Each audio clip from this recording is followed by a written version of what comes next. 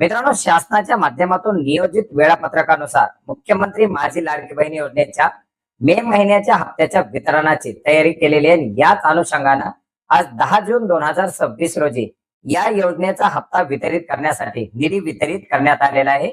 मित्रांनो, एकंदरीत केवायसी प्रक्रिया झाल्यानंतर योजनेच्या पात्र लाभार्थ्याची पडताळणी झाल्यानंतर पुढील प्रत्येक महिन्यापासून 10 ते 15 तारखेपर्यंत मुख्यमंत्री माझी लाडकी बहीण योजनेच्या पात्र लाभार्थ्यांना अनुदानाचं वितरण करण्यात येणार असल्याची माहिती शासनाच्या माध्यमातून देण्यात आलेली होती. आणि याच अनुषंगानं मे महिन्याचं थकीत असलेलं मानधन वितरित करण्यासाठी निधी उपलब्ध करून देण्यात आलेला आहे. सामाजिक न्याय व विशेष सहाय्य विभागाच्या माध्यमातून काढण्यात आलेला हा जी आर आपण पाहू शकता. माहे मे 2026 या महिन्याचा आर्थिक लाभ अनुसूचित जाती घटकातील पात्र लाभार्थ्यांना अदा करण्याकरता 344 कोटी 74 लाख रुपये एवढा निधी वितरित करण्यासाठी मंजुरी देण्यात आलेली आहे.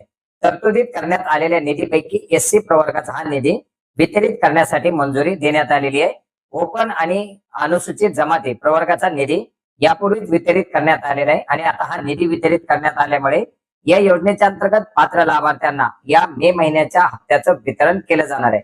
मित्रांनो, बऱ्याच साऱ्या लाभार्थ्यांची पडताळणी झाल्यानंतर याच्यामध्ये विशेषतः अनुसूचित जातीच्या लाभार्थ्यांचे फेब्रुवारी आणि मार्च महिन्याचे हप्ते देखील थकीत आहे.